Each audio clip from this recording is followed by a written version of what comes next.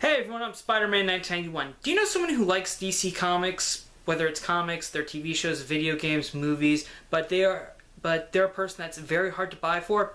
Don't worry. Luckily, if you're watching this video, you'll get some ideas about what to give them thanks to my recommendations. Starting off, if you know someone who's really into the new Constantine TV series on NBC, the perfect gift to get them would be John Constantine, Hellblazer. The series is collected in several trade paperbacks, which are very easy to find. If they're completely new to the character but they're enjoying the show, I recommend getting them Volume 1, because this is the perfect starting point, because you get to enjoy John Constantine's comic book career from the very beginning of his own series, and this book also includes some of his appearances from the Swamp Thing title. Also, Hellblazer #1, the actual issue, is collected in this book, and that was the issue that was adapted into the episode A Feast of Friends, where we're introduced to John's associate Gary Lester, and this is definitely a good series. I mean, Constantine is great because he represents a side of the DCU that you don't get to see very often, which is the darker, more magical side of it. But if you know someone who enjoys the CW show Arrow, which, let's face it, it's awesome, then the perfect story I recommend for that person, who, even if they've never read a comic book, would be Green Arrow, The Longbow Hunters. The 80s miniseries that was written by Mike Grell, and this series was so successful that it actually got the first Green Arrow ongoing series published, and which Mike Grell wrote for about 11 years, and also established Green Arrow as a darker, more street-level hero.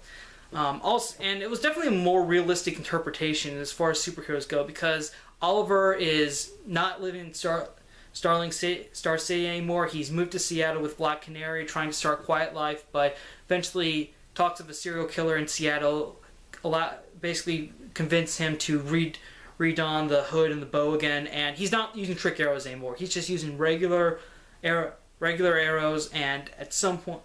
And also, the series does include the first appearance of the character known as Shadow. And also, Oliver's costume in this is very similar to Stephen Amell's outfit that he wears in Arrow. And also, Oliver is prone to using lethal force in this series. Also, if they already read Longbow Hunters, don't worry. DC has already started to collect Mike Grell's Green Arrow series into its own trade paperback series. Volumes 1 and 2 are already out, so if they already read Longbow Hunters, you can get them the rest. And speaking of the CW's success with Arrow, they also have another show that's really gotten a lot of positive reviews, and it's not even through its first season. I'm of course talking about The Flash. Okay, the book that I recommend for someone you know that's basically getting into The Flash would be The Flash Rebirth series. It is available in trade paperback form, and the reason I have the cover on my iPad is because I read the series when it came out and when it was published as individual issues, and unfortunately right now they're kind of buried in my other comic book collection, and I couldn't really afford the time to get them out, so I apologize for that. But this is basically the cover of the trade paperback version, and basically this story, and the reason this is a good starting point for people to reintroduce them to Barry Allen in the comics is because this was the series published immediately after Barry's resurrection in Final Crisis, and it really helped reestablish him in a modern DCU, because Barry was pretty much the Silver Age Flash. Once Crisis of Infinite Earths happened, that was pretty much like the end of the Silver Age, and that was where Barry died. So this was kind of reintroducing Barry Allen to a modern audience, and this is also the story arc that established Barry's mom's murder at the hands of the Reverse Flash. Even though later in the New 52, Barry's mom was murdered, but the killer is still unknown. Was never captured. But this series pretty much said it was the Reverse Flash, and it was so well that they actually adopted this version of Barry's mom's murder into the Flash TV series. So overall, if you know someone who loves the Flash, you should definitely get them The Flash Rebirth. Right. Also, I have another recommendation for people who like the Flash. If you saw the mid-season finale, you know that another hero is going to be in Central City. Of course, I'm talking about Firestorm, the Nuclear Man. Alright. pretty much the book that I'm recommending is called Firestorm: The Nuclear Man. This collects the first Firestorm series. Unfortunately, featuring Ronnie Raymond as the Tyler superhero. Unfortunately, though, the first series actually only ran for 5 issues due to the DC implosion, which was they were publishing too many books that eventually became too expensive to publish all of them. So eventually, Firestorm was absorbed as a backup story in the Flash series. And you pretty much get the 5 issues of the first Firestorm series, as well as the Flash backups and an unpublished story that was used in the canceled Comics Cavalcade one-shot. So yeah, since Firestorm is going to appear in, well, I wouldn't say he is probably going to be a recurring character in the second half of Season 1, you should definitely give this to someone over the Christmas break, because this will allow them to familiarize themselves with the Ronnie Raymond character. Also, Killer Frost is in this. So you can familiarize yourself with the Firestorm elements before the show returns in January. So that's actually 2 stories I'm giving you for a Flash fan. Enough about TV. Let's talk about movies. DC is starting to build a cinematic universe, and the next, they're building it around Man of Steel. And the next movie that's going to come out will be Batman vs Superman.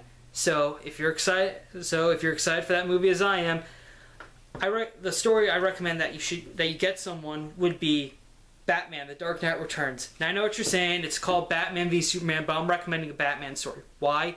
Because this will help you familiarize yourself with the version of Batman that I believe Ben Affleck will be portraying.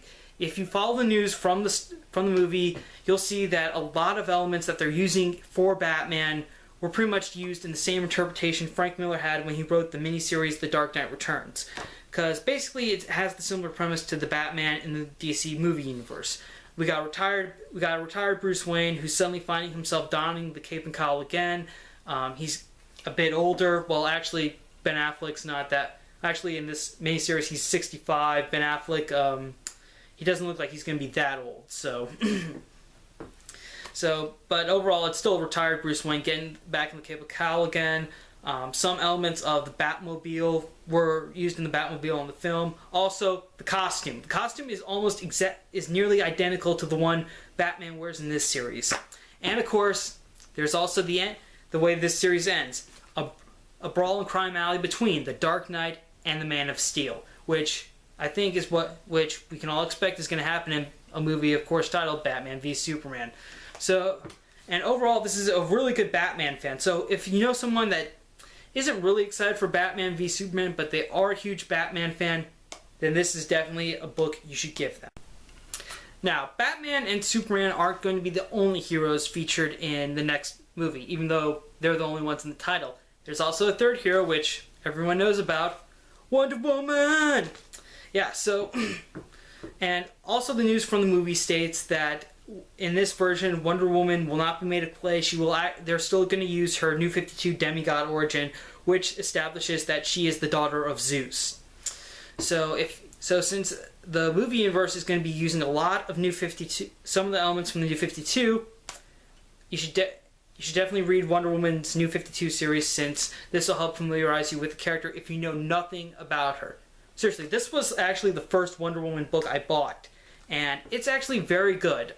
It's basically a good portrayal of Wonder Woman. She's definitely shown more as a warrior rather than a superhero at times, and also this series does a good job using Diana's roots in Greek mythology to help with the plot and everything. So honestly, if you've read nothing about Wonder Woman, you should definitely start with Volume 1 of the New 52 series.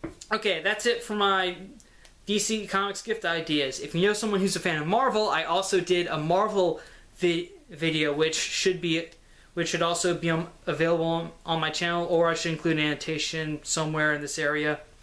So again, thank you for watching my video. Thank you for subscribing to my channel if you're already subscribed. I hope some people really do take my recommendations, and they are able to give some people comics for Christmas. So thank you again for watching. I'm Spider-Man 1991, wishing everyone a happy holidays.